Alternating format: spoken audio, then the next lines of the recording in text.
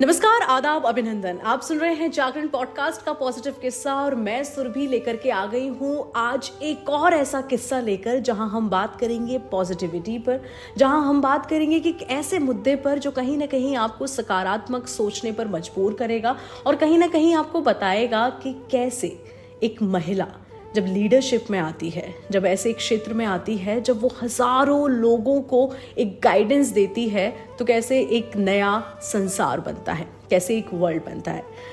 आज मेरे साथ निवेदिता मैम हैं। She is the principle of GD Goenka global school और पिछले 3 दशक से वो शिक्षा के क्षेत्र में हैं। आज तक मैम ने हज़ारों लाखों स्टूडेंट्स को गाइडेंस दी है, मेंटोर किया है और आज भी इनके अंडर हज़ारों स्टूडेंट्स हैं जो इनकी गाइडेंस के अंडर काम कर रहे हैं और एक बेहतर भविष्य की तरफ आगे बढ़ रहे हैं। हेलो मैम, नमस्कार। नमस्कार मैम, एक चीज़ है, जैसे कि आज मैं आपसे मिलने आई और जब मैंने देखा कि आप जैसे लीड कर रही थी कि अचानक से एक साथ मैंने देखा आपके ऑफिस में 4 लोग थे और चारों अलग अलग डिपार्टमेंट से थे।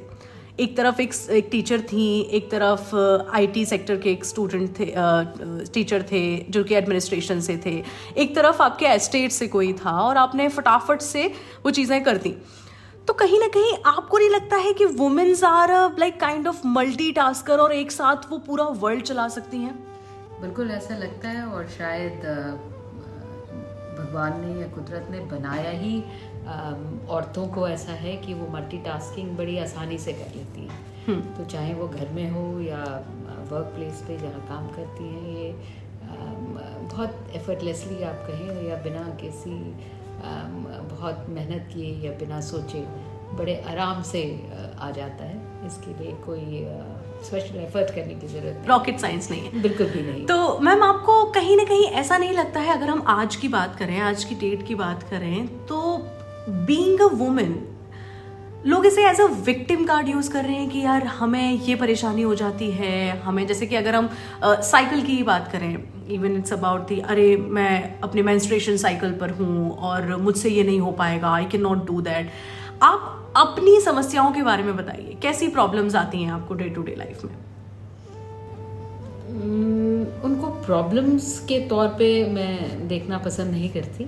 मैं वो कुछ चैलेंजेस तो होते हैं, जाहिर सी बात है कि जब एक महिला काम करने के लिए बाहर निकलती है तो घर भी बैलेंस करना होता है और काम भी, और ये सारी चीज़ें बहुत छोटी लगती हैं जो ये whether it be menstrual cycle और अदर एस्पेक्ट्स ऑफ इट।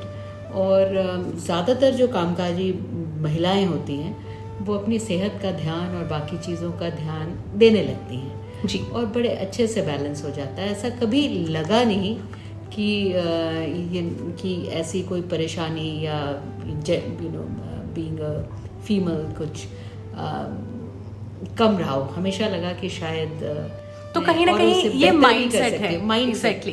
तो अगर हम सोचेंगे कि हम ये कर सकते हैं तो हम ये कर सकते हैं। Like ma'am, a few times I have seen when I like commute to my work place through metro, and a few times I seen के एक अच्छी खासी एक यंग इंडिपेंडेंट लड़की है, देखने में बिल्कुल फिट लग रही है, और अपने से बड़ी उम्र का कोई मेल है, बुजुर्ग है, वो अगर महिलाओं वाली सीट पर बैठ जाता है तो वो अचानक से आती हैं कि आप हटिए, आप महिलाओं की सीट पर बैठे हैं, और होटना पड़ता है। तो आप इसके बारे में क्या कहना चाहेंगी? ये क्या है, ये क्यों है, क्या ये सही है? नहीं, बिल्कुल ये सही नहीं है। और एज एजुकेटर्स या हम लोग इस फील्ड में हैं तो हमारा फ़र्ज़ बनता है कि हम अपने सारे बच्चों को, चाहे वो लड़कियां हों या लड़के हों, उनको सेंसिटाइज करें और ये उनको समझाएं कि ज़रूरत किसको ज़्यादा है वो देखा जाए। और ये जो चाहे वो मेट्रो में हो या कहीं भी जहाँ लेडीज़ को या उनको के लिए जगहें या निर्धारित की गई हैं, वो इसलिए है कि अमूमन ऐसा समझा जाता है या कभी ज़रूरत पड़ सकती है। There can be a pregnant woman, there can be a lady who's having a problem. So in उन सब केसेस में definitely they should be given that privilege and advantage, but not that कि जो भी कोई हो स्वस्थ हो, यंग हो, वो इसका इस्तेमाल करें।